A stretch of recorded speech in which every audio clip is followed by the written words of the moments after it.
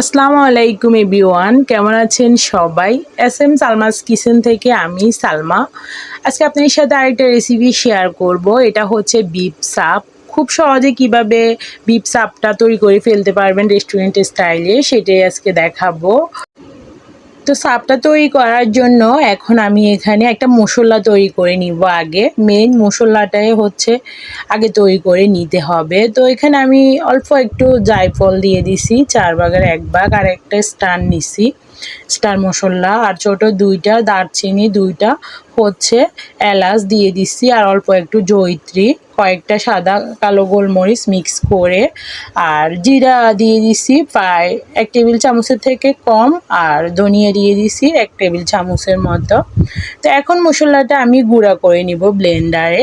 এই চাপটার জন্য অবশ্যই মশলাটা তৈরি করে নেবেন, তাহলে চাপের টেস্টটা অনেক ভালো আসবে। তো এখানে আমি মশলাটা গুঁড়া করে নিছি। দেখেন এভাবে কিন্তু একদম মিহি গুঁড়া করে নিতে হবে, যেন কোনো দানা না থাকে। তো এখন মশলাটা আমি একটা সাইডে রেখে দিব। এখন আমি মাংসটা নিয়ে নিব। তো মাংসের পিসটা কিন্তু আপনাদের পছন্দ অনুযায়ী নিয়ে নিতে পারেন। তো আমি এখানে এত বড় করে নিচ্ছি, আপনারা চাইলে আরও ছোট বড় নিয়ে নিতে পারেন। আর যখন এটা আমরা একটা হাম্বুল দিস্তা দিয়ে ছেঁচে নিব, তখন কিন্তু এটা আরও ছড়ানো হয়ে যাবে মাংসটা। তো যেহেতু এটা বিফ সাপ হবে, তাই এটা কিন্তু সিদ্ধ হতে একটু টাইম লাগে। তো হাতে সময় নিয়ে এটা কিন্তু আপনারা ম্যারিনেট করে রাখতে পারেন সারা রাতের জন্য। তো দেখেন এখানে আমি এটা একটা লোহার হাম্বুল দিস্তা নিছি এরকম। তো এটা দিয়ে এখানে আমি ছেঁচে নিতেছি এটাকে।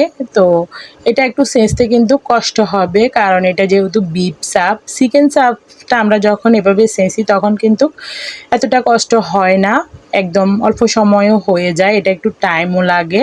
তো এভাবে এখানে আমি 3 পিস নিছি। দেখেন এগুলো ছেঁচে নেওয়ার পরে কিন্তু এরকম চ্যাপটা হয়ে গেছে, বড় হয়ে গেছে। তো এরকম করে এরপর করে নিচ্ছি। এখন আমি এখানে মশলাটা অ্যাড করব। যে মশলাটা আমি গুঁড়া করে নিছি, এই মশলাটা আমি এখানে দিয়ে দিছি সামান্য পরিমাণে হলুদ গুঁড়া, সামান্য পরিমাণে মরিচ গুঁড়া, আর স্বাদ অনুযায়ী লবণ, হাফ চা চামচের মতো আদা রসুন বাটা করে দিয়ে দিছি। এরপরে এখানে আমি একটা টমেটো ব্লেন্ড করে দিয়ে দিছি। আপনারা চাইলে টমেটো সসটাও ইউজ করতে পারেন। আর আমার হাতের কাছে যেহেতু টক দই নাই, তো আমি এখন এখানে লিকুইড দুধ আর লেবু দিয়ে ইনস্ট্যান্ট টক দইটার মতো করে দিয়ে দিছি।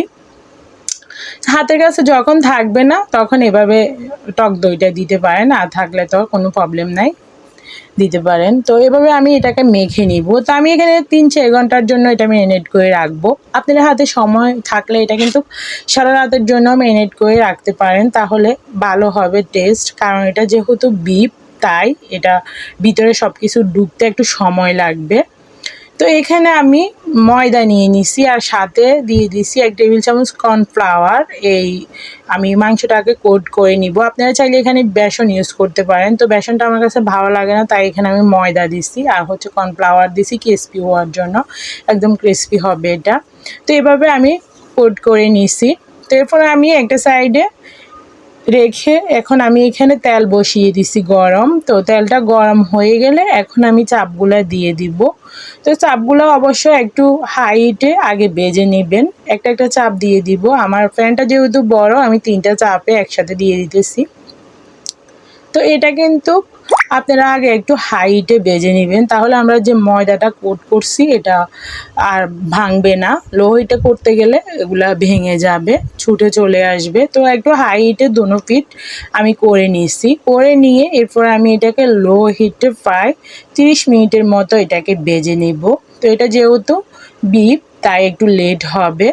তো দেখেন 30 মিনিট পরে আমার চাপটা হয়ে গেছে। তো আপনারা পছন্দ অনুযায়ী এটাকে কালার করে নিতে পারেন। এখন আমি এটাকে নামিয়ে নিব। তো এভাবে কিন্তু খুব সহজে বিফ চাপ তৈরি করে ফেলতে পারবেন রেস্টুরেন্টের স্টাইলে। এটা আপনারা চাইলে যে কোনো কিছুর সাথে খেতে পারেন, যেমন রুটি, পরোটা। তো এখানে আমি হচ্ছে লুচি বানিয়ে নিয়েছি, লুচি দিয়ে এটা খাবো। তো সত্যি এটা কিন্তু লুচি দিয়ে অনেক বেশি মজা হয়েছে। তো এভাবে খুব সহজে কিন্তু ঘরে তৈরি করে ফেলতে পারবেন বিফ চাপটা, বাচ্চারাও অনেক বেশি পছন্দ করবে। আর আমার রেসিপিটি যদি ভালো লেগে থাকে অবশ্যই একটা লাইক কমেন্ট করে দিবেন। আর যারা আমার চ্যানেলটা সাবস্ক্রাইব করেন নাই, একটা সাবস্ক্রাইব করে দিবেন প্লিজ। আর যারা অলরেডি সাবস্ক্রাইব করে দিয়েছেন তাদেরকে অসংখ্য ধন্যবাদ।